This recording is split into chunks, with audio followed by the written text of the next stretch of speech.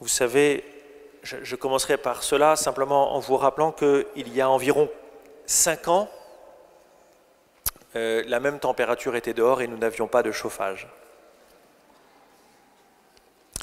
Et il y a eu des courageux pour rester là, malgré tout. Je vais vous parler de l'Évangile. Vous allez me dire, c'est pas très original, et en général, c'est ce dont on parle dans une homélie, mais voilà, j'aimerais simplement vous aider à rentrer dans ce texte et à vous partager ce que j'ai pu, en tout cas, méditer, et ce que le Seigneur, je pense, a l'intention de vous dire. Ce texte est assez classique, mais aussi assez extérieur à nos vies. Je m'explique. Vous n'êtes pas pécheur au bord du lac de Galilée, vous n'êtes pas juif, vous n'êtes pas dans une synagogue, et vous ne voyez pas beaucoup Jésus guérir autour de vous. Et donc il y a comme un décalage, comme un éloignement par rapport à ce texte, et ça nous paraît très, très, très lointain.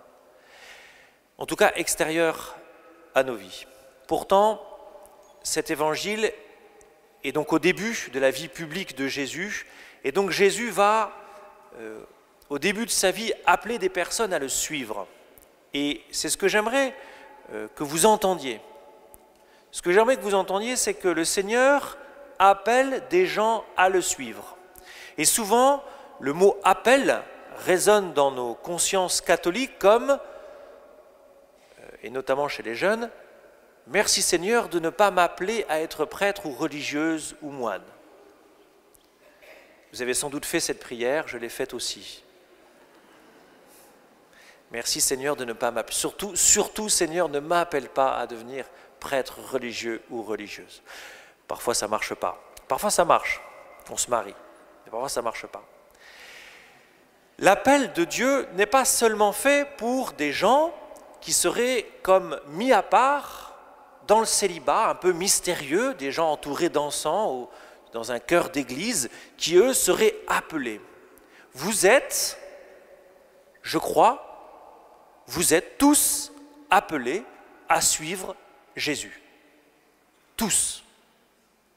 À votre rythme, avec entre guillemets la grâce que Dieu vous donne et comme il vous la donne, mais vous êtes tous à votre rythme, à votre place, dans vos vies, appelés à suivre Jésus. Et le texte que vous avez entendu, et ça va être mon plan, il y a comme 3 parties dans ce texte. Vous avez une espèce d'introduction sur laquelle dont je ne vais pas parler, qui est l'accomplissement d'une prophétie du prophète Isaïe à propos de la Galilée, mais comme vous ne connaissez pas la Galilée et que vous ne savez pas de quoi parle Isaïe quand il parle de la Galilée, on va passer. Même moi, je crois que j'aurai des réponses assez évasives, ou en tout cas floues. Mais par contre, c'est ce cheminement de Jésus au bord du lac de Galilée. Et le texte nous dit que Jésus se balade en disant « convertissez-vous ». Et en inversé, on a comme un résumé de la prédication de Jésus qui ne fait que dire « convertissez-vous ». C'est comme si moi, pendant cette homélie, je ne faisais que vous dire « convertissez-vous, convertissez-vous, convertissez-vous ». Je pense qu'au bout d'un moment, vous trouveriez ça un peu fatigant. Et puis, ensuite, il y a comme un arrêt et comme un détail, comme une surexposition, comme un focus, comme on dit, sur la rencontre entre Jésus et 4 hommes, que sont Simon et André, et Jacques et Jean. Et on a comme un détail qui nous est donné, comme on rentre un peu dans cette intimité, dans cette rencontre intérieure entre le Christ et des hommes que le Christ appelle. Et puis ensuite, de nouveau, de manière très ramassée, un Jésus qui enseigne dans les synagogues et qui proclame l'évangile et qui guérit sans plus, sans autre détail. Et donc tout le détail, tout l'intérêt de ce texte est en réalité, les 2 autres parties ont de l'intérêt, mais l'intérêt de ce texte, c'est vraiment de nous faire entrer dans cet appel, dans cette manière que le Christ a d'appeler des hommes.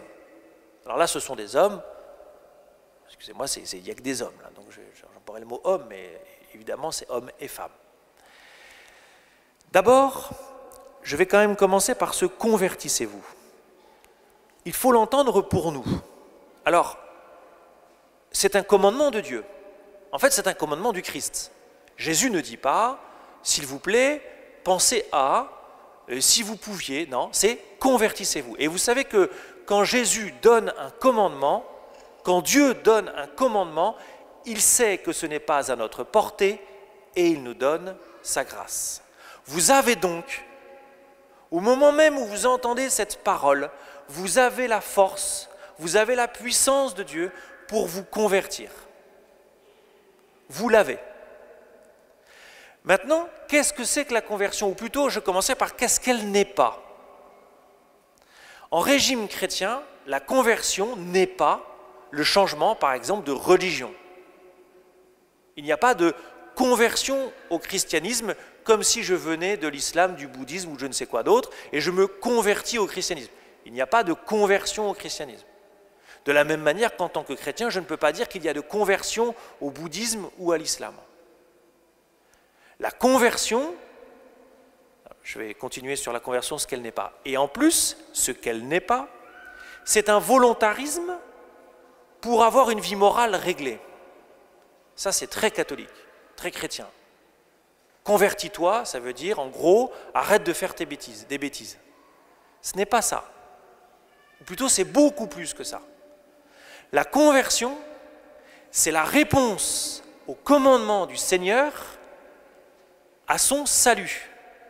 C'est la réponse au commandement du Christ qui nous montre qu'il nous aime et qui nous donne cette chance, cette grâce de nous conformer à lui et donc de le suivre. Il n'y a donc de conversion en termes chrétiens, en régime chrétien, il n'y a donc de conversion que au Christ, qu'à Jésus. C'est Jésus qui convertit. C'est une grâce christique. C'est une grâce du Christ, la conversion. Et la conversion, c'est de devenir, enfin le fruit de la conversion, pardon, c'est de devenir comme Jésus. C'est de conformer notre vie selon l'esprit du Christ, selon l'esprit de l'Évangile. Mais c'est le fruit, ça. La conversion, c'est le point de départ. C'est mon oui. Je me convertis au moment où je dis oui à Jésus. Oui, Seigneur, je t'accepte comme mon maître et mon Seigneur. Voilà la conversion, ou plutôt, voilà la réponse. Voilà ma réponse au commandement du Seigneur à me convertir. Il y a donc un double mouvement, le mouvement du Christ qui m'appelle à me convertir et ma réponse, mon oui à ce commandement. La conversion, ou plutôt la conversion, est à la fois un effort et une responsabilité de ma part. Parce que j'accepte de livrer ma vie à Jésus et je fais cet effort de me redonner chaque jour. Vous avez un très beau modèle qui est le mariage. Dans le mariage, tous les jours, les époux acceptent de livrer leur vie à l'autre et rechoisissent ce don d'eux-mêmes. Alors, je pose simplement la question. Qu'est-ce qui me manque pour me convertir? Et pourquoi tant de gens ne se convertissent-ils pas à Jésus? En d'autres termes, pourquoi est-ce que j'ai tant de mal à voir ma vie changée par le Christ? Et pourquoi est-ce qu'autour de moi, tant de gens ne connaissent-ils pas Jésus? Je n'ai pas la réponse, même si on peut avoir des éléments de réponse, mais pourquoi? Ça, c'est une question que je vous pose. Ensuite, cette conversion, quand j'ai dit oui à Jésus, eh bien effectivement, j'entre dans la deuxième partie de ce texte, qui est Jésus, qui m'appelle à le suivre. Parce que je vous ai dit que la conversion est une illumination, un appel du Seigneur, un commandement de Dieu, une réponse de ma part, et ensuite, c'est un chemin. C'est un chemin de transformation. Et ça, cette transformation, elle se vit à la suite de Jésus. C'est parce que j'ai décidé de me convertir, c'est-à-dire c'est parce que j'ai décidé d'accueillir le Christ dans ma vie que j'entre sur un chemin de transformation. Et le Seigneur veut me transformer. transformer. Le Seigneur veut me rendre semblable à lui, toujours plus, chaque jour davantage. Alors je l'ai dit, mais je le répète, ce commandement, ce deuxième commandement du Seigneur, venez à ma suite, n'est pas réservé à certains, n'est pas réservé à une élite.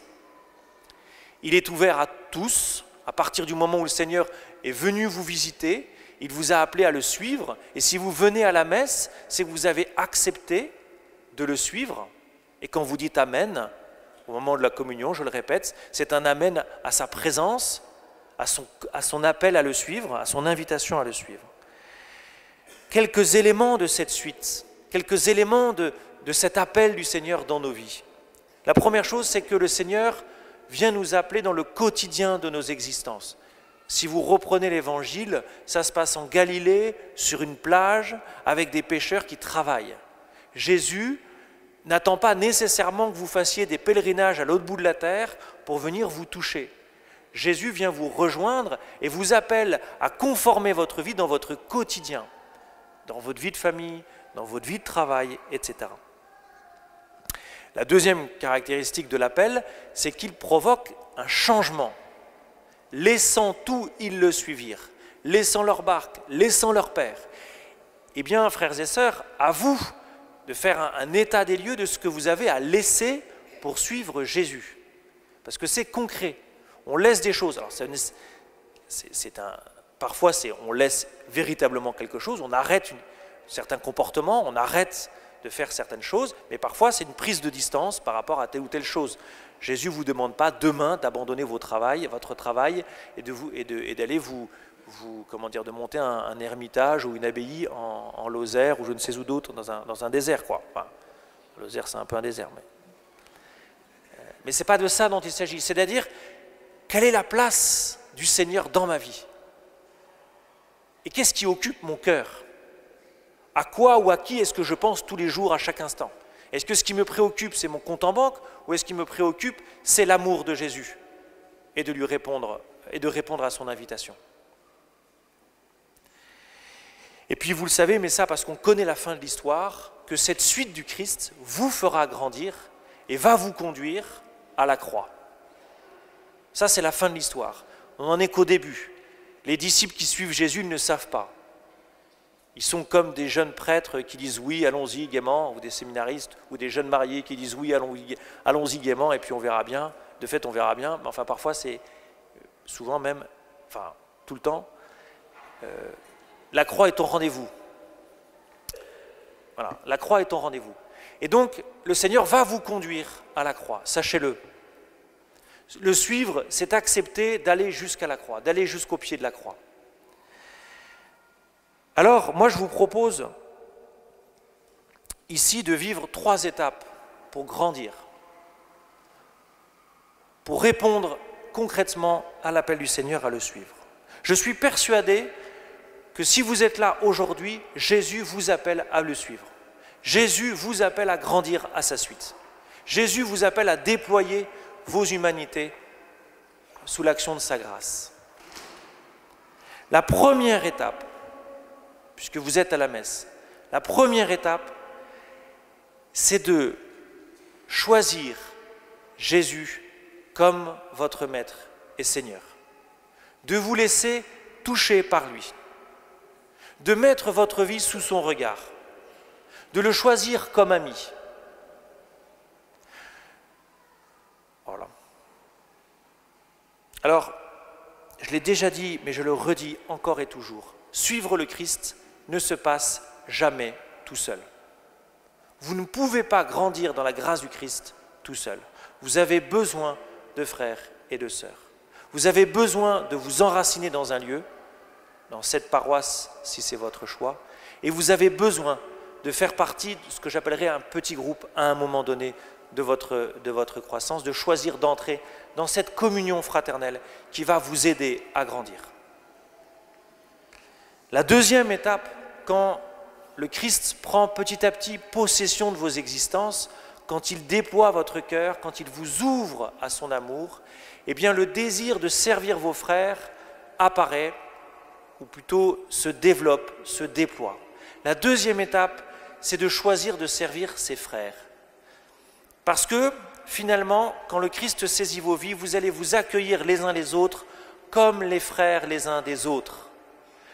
C'est bien un des enjeux non pas de se présenter, mais en début de messe, quand je vous invite à choisir ce que j'appelle un partenaire de prière pour la messe. Alors, il s'agit de se porter l'un l'autre dans la messe et dans la prière, mais c'est de se porter les uns les autres en frères et sœurs. Quelqu'un me témoignait que depuis que nous faisons ça, enfin il commence à connaître les prénoms de tous ceux qui sont autour de lui. Ça a l'air de rien, mais on a tant de mal à nous ouvrir, on a tant de mal à aller vers ceux que nous ne connaissons pas. Eh bien, quand le Christ saisit vos vies, il vous ouvre à cette potentialité, je ne sais pas comment dire, à ce choix, à cet accueil des autres comme votre frère, de l'autre comme votre frère ou votre sœur. Et ça, c'est vraiment la deuxième étape. Mais ça nécessite d'avoir fait tout ce chemin avec Jésus. Et puis enfin, quand le Seigneur continue de vous travailler, quand le Seigneur continue de vous conformer à lui, eh bien le désir d'annoncer son amour à toute la création, d'annoncer son amour et sa miséricorde au monde, eh bien vous envoie et vous partez comme missionnaire. Se mettre à l'école du Christ, se mettre au service de ses frères, se mettre au service et annoncer l'évangile de tous ceux qui ne connaissent pas Jésus. Voilà 3 étapes pour grandir et que je vous propose de vivre ici. Vous savez, une paroisse, ce n'est pas simplement un lieu où on vient chercher un sacrement à un instant donné. Une paroisse, c'est une communauté qui fait grandir. C'est une communauté dans laquelle on s'insère et dans laquelle le Seigneur nous travaille pour nous faire grandir, pour faire de nous des saints, pour faire en sorte que nous lui ressemblions.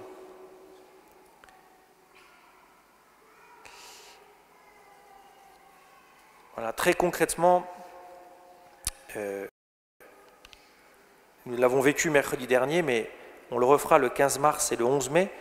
Et ce que je viens de vous dire là, je vous le présenterai pour ceux qui sont là, et puis je vous proposerai eh bien, effectivement de faire ce premier engagement, parce que la vie, elle est faite de petits pas. On ne peut pas du jour au lendemain, vous ne pouvez pas du jour au lendemain donner votre vie pour partir à l'autre bout du monde. Ça passe par des étapes, et des étapes concrètes dans lesquelles on pose des pas, on pose des petits pas. Eh bien, le premier pas, pour ceux qui ne l'ont pas fait, que je vous propose, c'est de choisir concrètement la paroisse Saint-Nizier, pour ceux qui le souhaitent évidemment.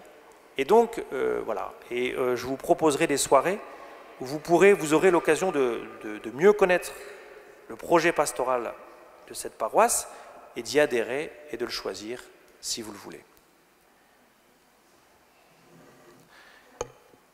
Seigneur Jésus, nous sommes comme Simon, comme Pierre, comme André, comme Philippe, comme Jean, nous sommes au bord du lac, nous nettoyons nos filets. Nous voulons être disponibles à ton appel aujourd'hui. Nous voulons faire ce pas peut-être que tu nous demandes et que nous n'osons pas poser. Seigneur Jésus, viens toucher nos cœurs, viens nous donner ta grâce pour que nous sachions nous convertir et nous sachions tout quitter pour te suivre. Amen.